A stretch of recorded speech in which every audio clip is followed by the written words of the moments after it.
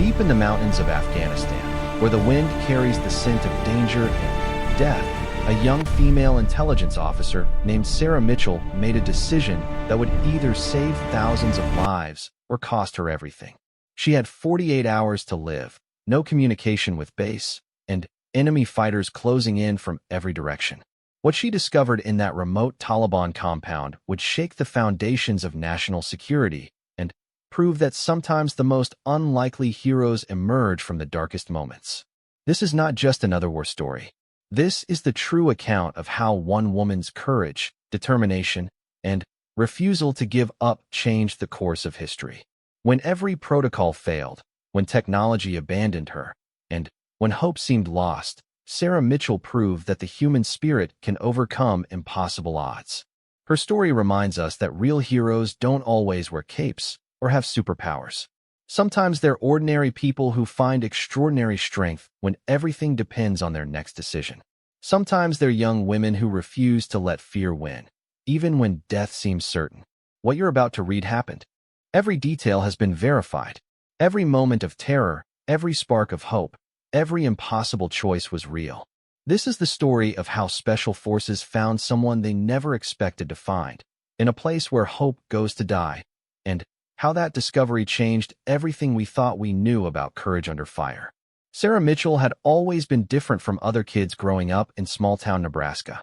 While her friends played with dolls and dreamed of becoming teachers or nurses, Sarah spent her afternoons building elaborate spy networks in her backyard, complete with secret codes and hidden messages. Her mother would find pieces of paper tucked into flower pots, each containing carefully drawn maps and mysterious symbols that only Sarah understood. Her father, a Vietnam veteran who rarely spoke about his service, noticed something special in his daughter's eyes.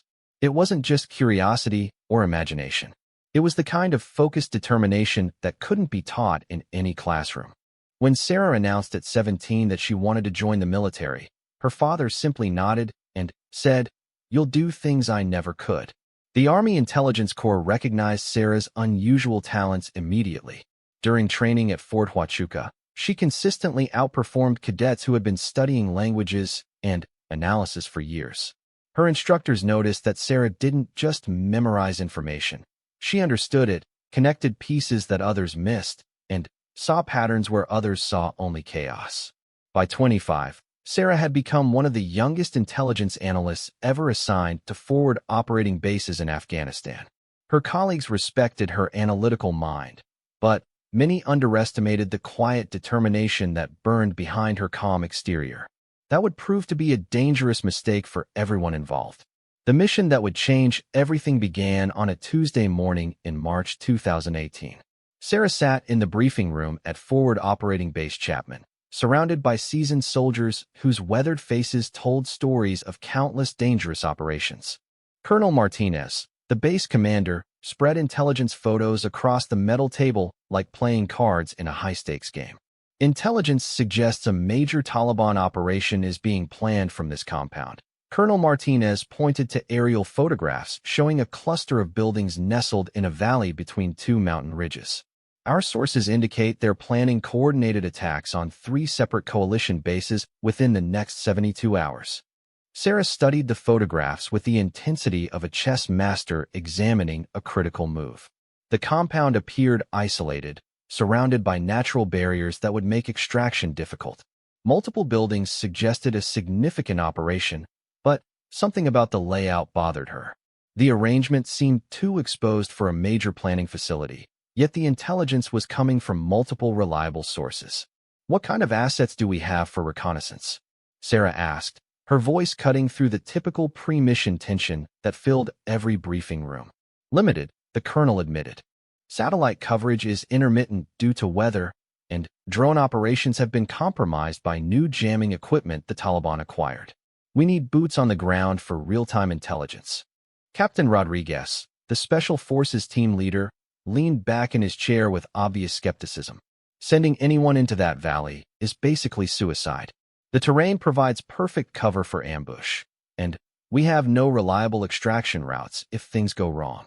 Sarah continued examining the photographs, her analytical mind working through possibilities that others might miss. Years of training had taught her to look beyond obvious conclusions, to question assumptions that seemed logical on the surface.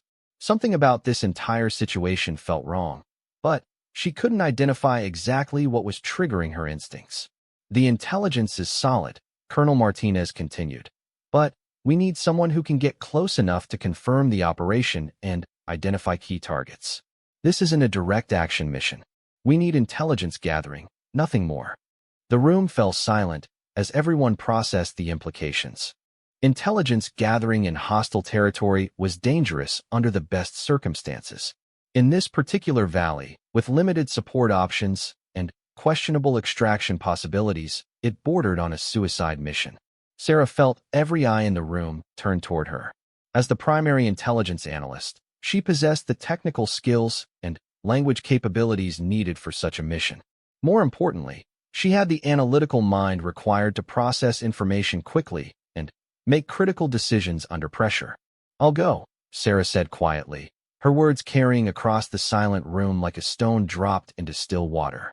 Captain Rodriguez immediately shook his head. "Absolutely not. You're not trained for solo reconnaissance in hostile territory. This requires someone with years of field experience and combat training." Sarah met his gaze steadily. "I have the language skills, the technical knowledge, and the analytical background to recognize what we're looking for. More importantly, I can blend in if necessary.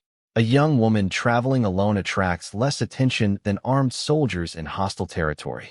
Colonel Martinez considered her words carefully. Military decisions always involved calculated risks, but this particular mission pushed every boundary of acceptable danger. Yet the intelligence was too important to ignore, and traditional reconnaissance methods had already failed. The Taliban doesn't expect coalition forces to send a young female analyst into their territory, Sarah continued, her confidence growing as she spoke. That unexpected factor might be our biggest advantage. The debate continued for another hour, with various team members raising legitimate concerns about safety protocols, backup plans, and extraction procedures. Sarah listened to every argument while mentally preparing for the mission she knew she would ultimately accept. Captain Rodriguez outlined the harsh realities they faced.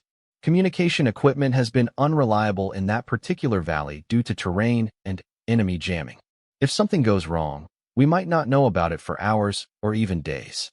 Extraction would depend entirely on predetermined rendezvous points, Colonel Martinez added.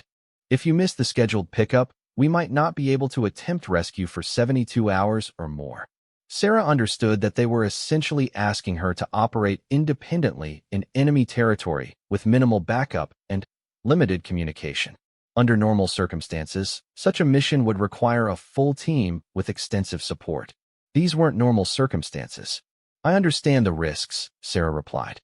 "But if this intelligence is accurate, thousands of lives depend on getting confirmation and identifying those targets. We can't let analysis paralysis prevent us from acting on credible threats." The final mission parameters took shape over the next several hours. Sarah would infiltrate the target area disguised as a local woman traveling between villages. Her cover story involved visiting family members, a common occurrence that rarely attracted suspicion from Taliban checkpoints. Her equipment would be minimal: a concealed communication device, basic medical supplies, emergency rations, and hidden cameras capable of documenting target locations. No weapons, no obvious military equipment, nothing that would immediately identify her as a coalition operative. The insertion would happen under cover of darkness, with Sarah approaching the target area on foot from a direction that avoided known Taliban patrol routes. She would have 48 hours to gather intelligence before reaching the predetermined extraction point. "Remember," Colonel Martinez emphasized during the final briefing, "this is reconnaissance only. Your job is to observe, document, and report.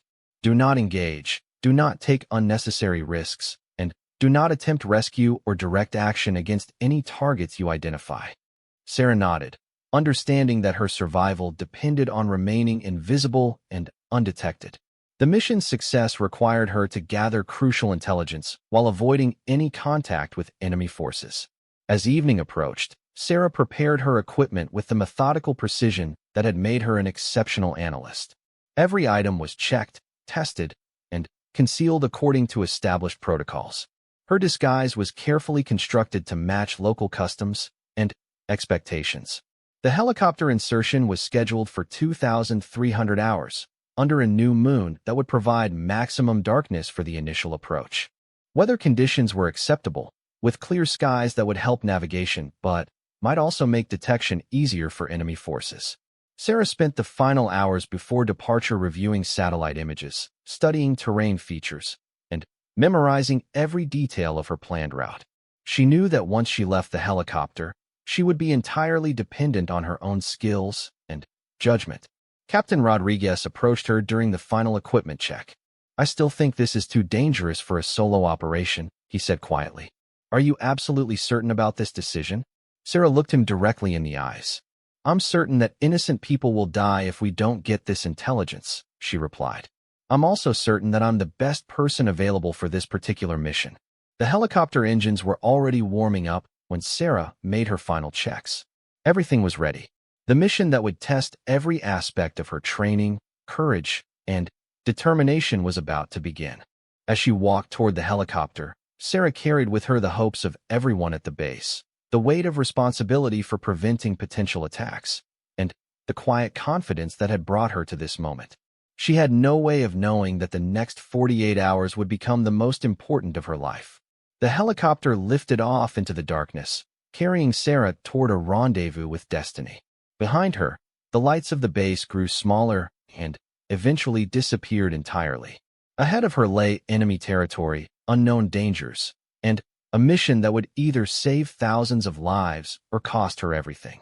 Colonel Martinez watched the helicopter disappear into the night sky, knowing that he had just sent one of his most valuable intelligence analysts into a situation where backup might be impossible and rescue might never come. The next time he heard from Sarah Mitchell, everything would be different.